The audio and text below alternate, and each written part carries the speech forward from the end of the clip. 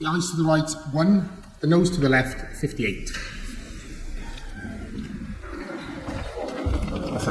Thank you. The ayes to the right, 1. The noes to the left, 58. The noes have it, the noes have it. Unlock!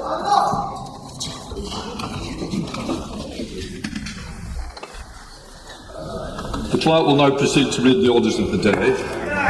Unauthorised entry to football matches bill, not amended in public bill committee, to be considered. Now. Before we get on to the proceedings, I remind members of the difference between the report stage and third reading. The scope of the report stage debate is the amendments I have selected. The scope of the third reading debate to follow will be the whole bill as it stands after the report stage. Members may wish to consider these points and then decide at which stage or stages they want to try and catch my eye. We start with Amendment 1, with which it will be convenient to consider all other amendments. I call Sir Christopher Chope to move Amendment 1. Sir Christopher.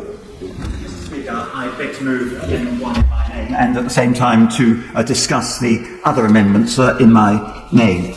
I think many people watching this, observing proceedings in Parliament, will wonder whether we've got our priorities right, because this bill is about unauthorised entry to football matches in particular circumstances, when I think most people in the country are much more concerned about the proliferation of unauthorised entry into our very country and the failure of the Home Office and its officials to do anything effective about it. And I'm afraid that this bill, in my submission, is a trivialisation of legislation by Home Office officials who should be doing other things. But I'm not going to dwell on that now, Mr.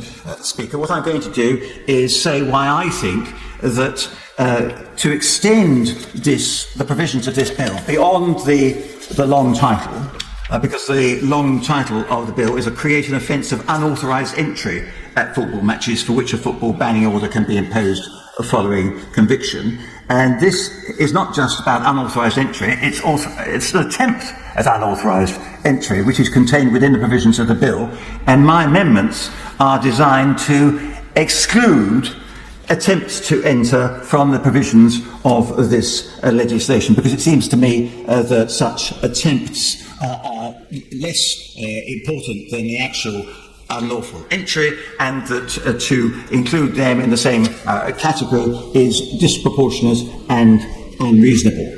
And when we get to debating other parts of the bill at the third reading, then points can be made about the bill more generally. But it seems to me that if you attempt to enter a football match without authorisation, then you shouldn't be subject to the same penalties as are set out in this bill in relation to people who actually succeed in getting into a football match. Now, the background to this, as you will know, Mr. Speaker, and it's actually the 11th of July is quite an interesting date, because it was on this very day 4 years ago, in the Euro 2020s, that we had the final at Wembley, which resulted in the unauthorised entry of thousands of fans into Wembley Stadium. And that then resulted in a lot of disorder. And the Baroness Casey, who's an expert on producing reports, she was commissioned by the Football Association to look into this issue and come forward with recommendations. And in her report of more than 100 pages, she emphasises the fact that a lot of the disorder was nothing to do with people coming in without tickets and tailgating, that a lot of it was actually attributed to other failures to deal with the law, particularly the taking of drugs and alcohol on public transport in London, which is verboten, the taking of drugs in the vicinity of the football match, which was also should be forbidden, but was allowed to proceed with impunity. She also made the point that unlike many football matches, that the provision that what happened there was largely exacerbated by the inadequacy of the stewarding arrangements. And so, as a result of that report of hers, she then, the Home Office then decided to bring forward this bill. But nowhere could I find in the Baroness Casey report any reference to the fact that she wanted to treat attempts to enter in exactly the same way as entering.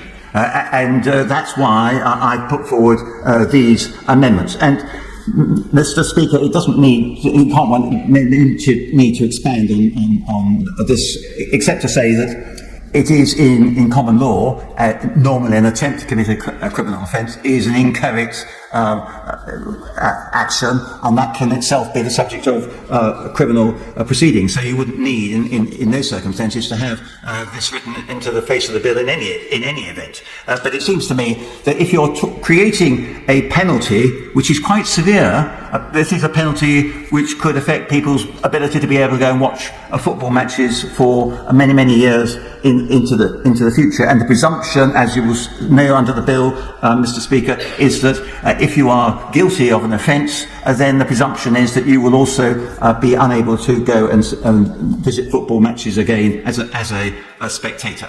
So my assessment is that this is disproportionate, unnecessary, and for those reasons I'm strongly opposing this aspect of the bill and seeking through these amendments to remove references to attempts.